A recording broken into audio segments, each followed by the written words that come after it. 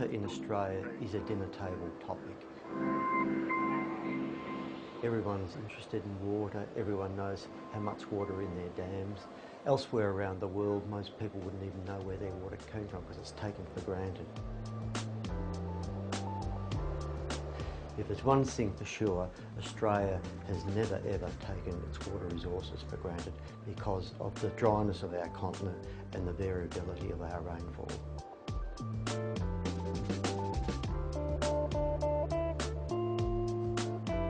E uma das saídas para a escassez de água da Austrália pode estar no mar. O país é o que mais investe em tirar sal da água do mar e compensar a seca de uma década. No Globo News Especial, você vai ver como as 5 maiores cidades do país mais árido do mundo gastarão cerca de 23 bilhões de reais para ter água potável abundante.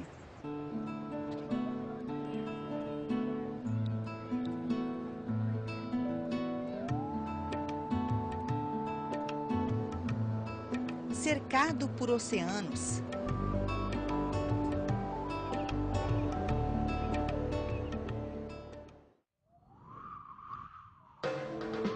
seco no interior,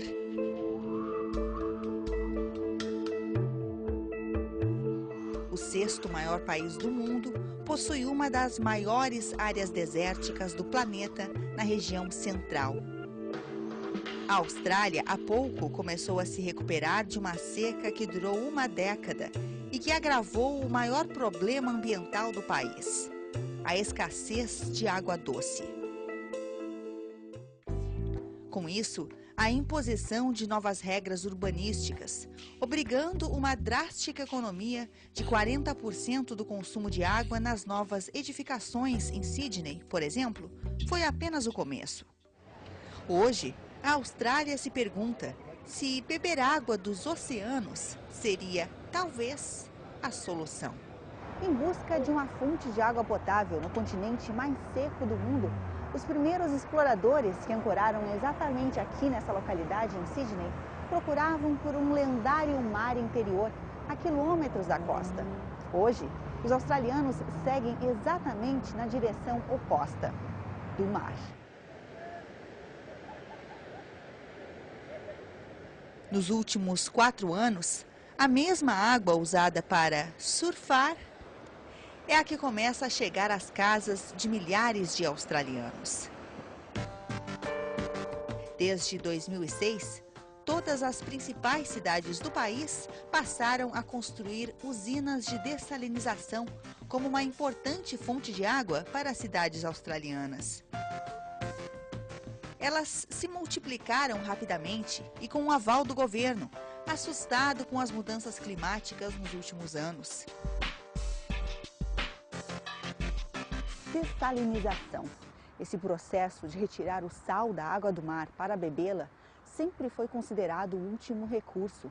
Mas agora, bilhões estão sendo gastos para desenvolvê-lo em uma importante fonte de água para as grandes cidades australianas. Hoje, 15% da água potável de Sydney já vem do mar. A aposta começou na cidade de Perth, que está construindo a 2ª usina. As cidades de Brisbane, Melbourne e Adelaide também estão indo pelo mesmo caminho. Em 2 anos, quando a última usina deverá estar pronta, as grandes cidades australianas estarão tirando 30% da sua água potável do mar. Well, essentially the key driver for installing desalination plants around Australia has been climate change. And climate change has resulted in significantly reduced rainfall right across Australia. And up until now, urban Australia has relied completely on dams for their water supply system.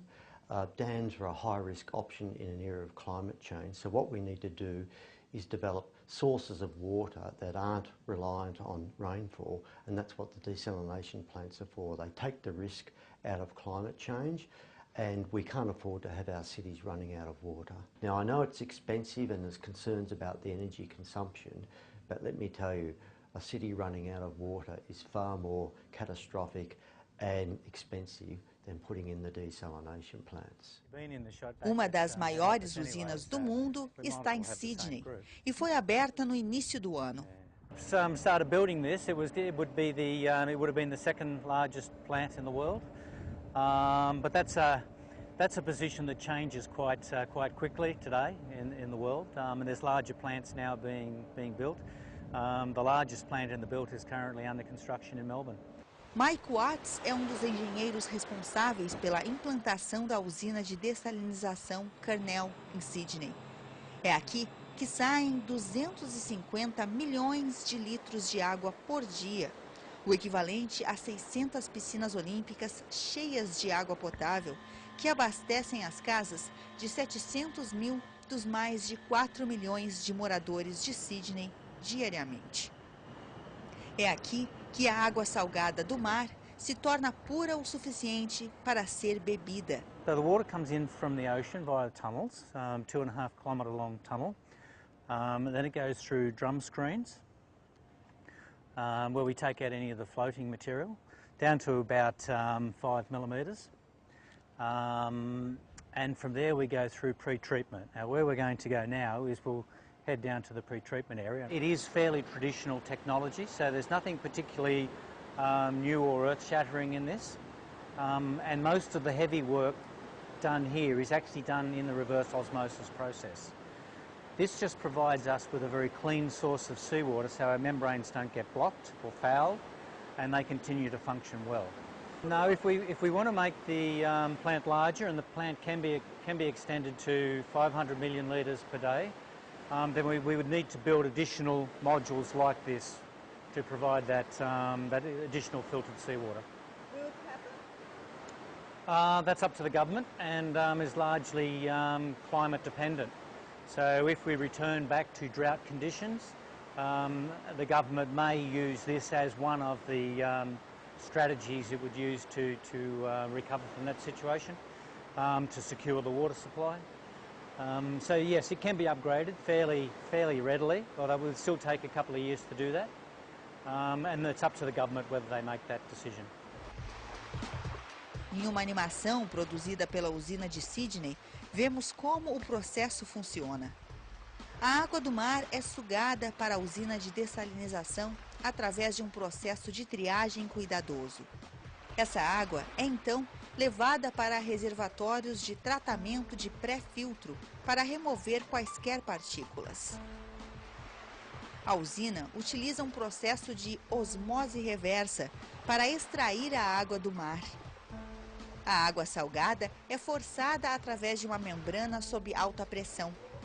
A membrana atua como uma peneira para separar a água potável a partir da água do mar. Essa água passa por uma cloração padrão, fluoretação e processo de teste.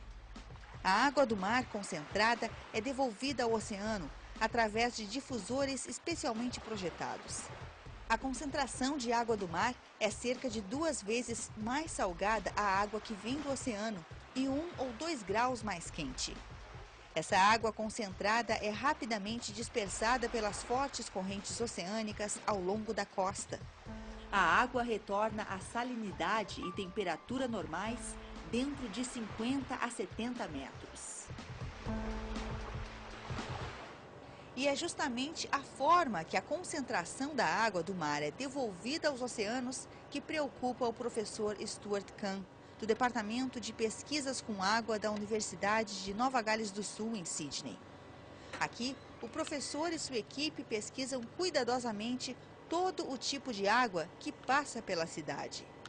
The other environmental impact that causes a lot of angst in Australia is the discharge of the brine from a desalination plant. And there are concerns that when we discharge this very, very salty water, very saline plume of water, because it contains so much salt, it tends to be much denser than seawater. So it actually sinks to the bottom. And that can cause a hypersaline layer, a very, very salty layer along the bottom of the seafloor that doesn't mix with the rest of the water. And when that happens, that can, lots of the seagrasses and the ecosystem on the seafloor cannot survive. And if you start to kill seagrasses because you've increased the salinity, then you start to have a dramatic effect on the whole ecosystem, because the seagrasses are where the fish go to spawn and to reproduce and to collect certain nutrients that they need in their diets.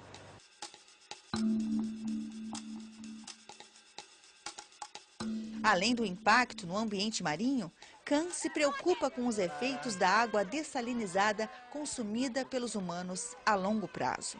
So even though the treatment processes, we would expect to remove the vast majority of those chemicals, even very, very low concentrations, if we're using that water and injecting that water straight back into our drinking water supply, as we are in Sydney, there's still concentrations that we need to be concerned about, and we need to keep an eye on them to make sure that we don't end up poisoning our community by our new source of drinking water that we're still coming to terms with fully understanding. It's very unlikely that we will have an acute poisoning effect, and so that means that somebody would drink that water and feel ill from chemicals in that water straight away.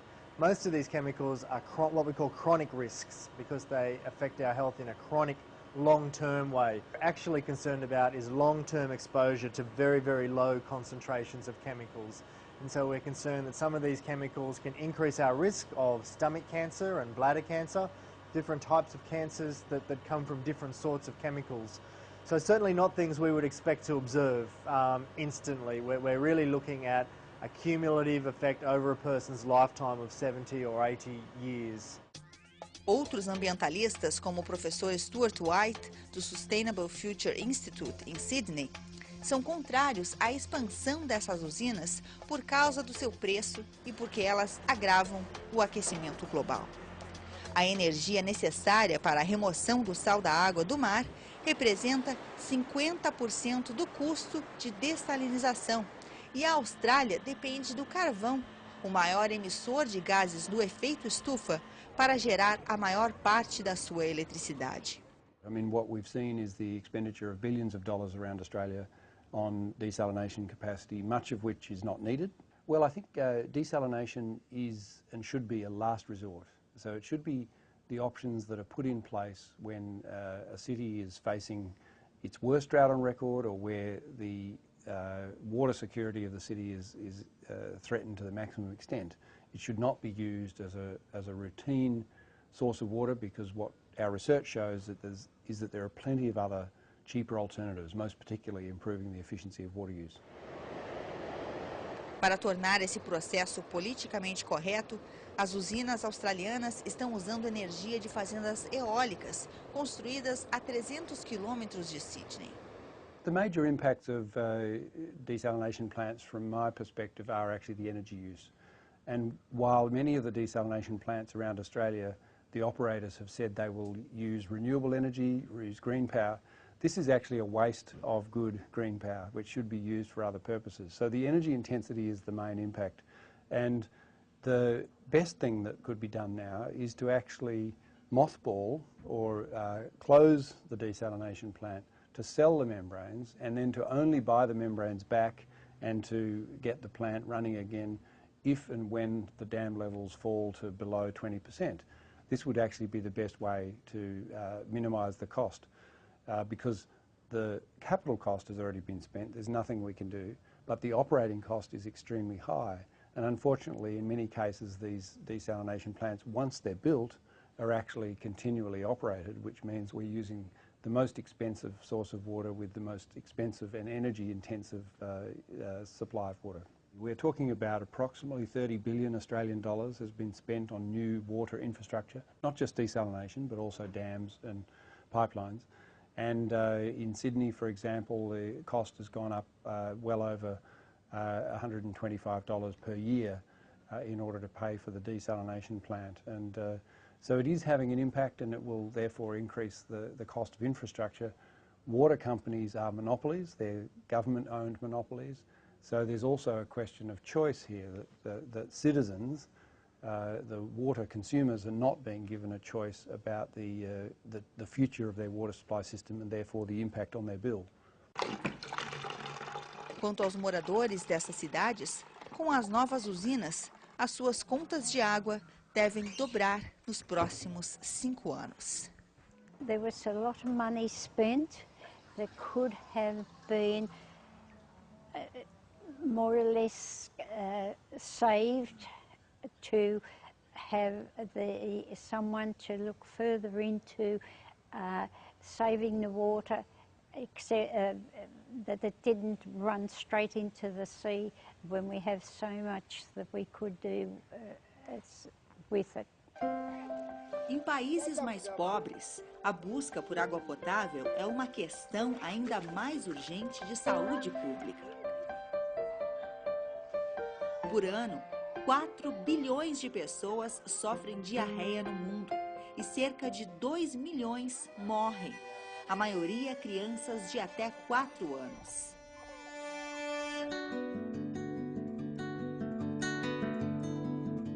No Brasil, quase a metade dos municípios não tem água tratada para beber. E uma tecnologia simples, com o calor do sol e o azul de metileno, poderá salvar milhões de vidas. O processo é extremamente simples e a gente utiliza garrafas PET, que no caso são jogadas fora, e sol. A radiação solar, incidindo na água, tem energia suficiente para matar essas bactérias e esses vírus. Entretanto, para que isso ocorra, por exemplo, numa PET de 2 litros, isso leva em torno de 6 horas de sol bem a pino, etc., que é um sol de verão. O nosso processo visou acelerar essa inativação dos micro-organismos. E nós utilizamos uma substância que está difundida no mundo inteiro, que é o azul de metileno. É uma experiência de laboratório em que nós propositadamente contaminamos a água, então nós contaminamos com uma grande quantidade de bactérias, e vocês podem ver aqui, essa daqui é a quantidade de bactérias que tem aqui, tem em torno de 20 mil, 30 mil bactérias aqui. Se nós tratamos essa solução com essas bactérias com a luz solar nesse sistema aqui, em 1 hora após, nós ainda temos um monte de bactérias. Com 3 horas já começa a diminuir o número de bactérias. Quando nós utilizamos o azul de metileno, então nós partimos do mesmo número de bactérias, em torno de 20 mil, 30 mil. 1 hora depois, nós já temos muito menos, vocês podem comparar. E 3 horas depois, com azul de metileno, já não temos bactéria nenhuma. Essa água já está sem bactérias, já está pronta para beber, sem problema nenhum.